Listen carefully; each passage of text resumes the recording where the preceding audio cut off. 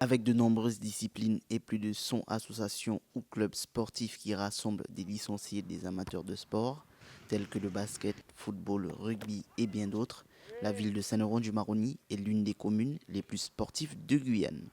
Nous sommes aujourd'hui à Saint-Laurent-du-Maroni au gymnase Maximin Noël pour la distribution des créneaux sportifs, des installations mairie.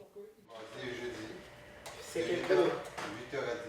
Ces créneaux-là sont déjà réservés pour le public. Alors on est réunis comme on fait chaque année en début d'année scolaire et des débuts d'année de saison de compétition pour les clubs pour répondre à toutes les associations qui ont fait des demandes d'infrastructures et de créneaux.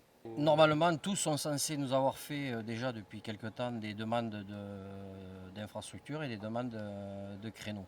Et en fonction de ça, et en fonction des infrastructures qu'on a à disposition, on fait des choix. En principe, en règle générale, à 95%, c'est des créneaux qui sont renouvelés à peu près tous les ans. Sauf que de temps en temps, il y a des disciplines ou des clubs qui se créent et donc on est obligé de compenser avec les infrastructures qu'on a. À Saint-Laurent-du-Maroni, la population augmente fortement. La commune fait face à une forte croissance démographique. La population saint-laurentaise, en précarité sociale, a des besoins en matière de logement, d'équipements scolaires et d'infrastructures sportives. Nous savons le problème de Saint-Laurent qu'au niveau des terrains infrastructures, on n'a pas beaucoup. Et tout le monde veut le seul qu'il y a. Donc du coup, on se bat et puis on se comprend. Voilà. Donc on avance, on a des projets, on a un schéma directeur qu'on a fait, qu'on a renouvelé sur cette mandature-là.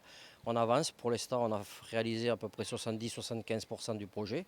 On a jusqu'en 2026 pour essayer d'en créer davantage. Il y a des projets qui sortent. Je prends l'exemple juste des bassins aquatiques. On a une piscine actuellement pour 80 000 habitants. Normalement, il faudrait 4 piscines. Donc il y a une piscine en cours qui va démarrer en janvier à Balaté, mais ce n'est pas suffisant. Il manque des terrains de foot et qui soient aux normes et qui répondent au cahier des charges imposé par la Ligue de foot et surtout la Fédération française de football pour la compétition R1 et R2. Donc c'est en cours de réhabilitation. Il y a des projets aussi de création d'un grand stade, réhabiliter le stade A. Voilà, c'est dans les clous. On ne peut pas se contenter de ce qu'on a, donc il faut avancer, il faut créer des projets. Et puis les projets se créent en fonction des dossiers qu'on monte et des subventions qu'on nous accorde.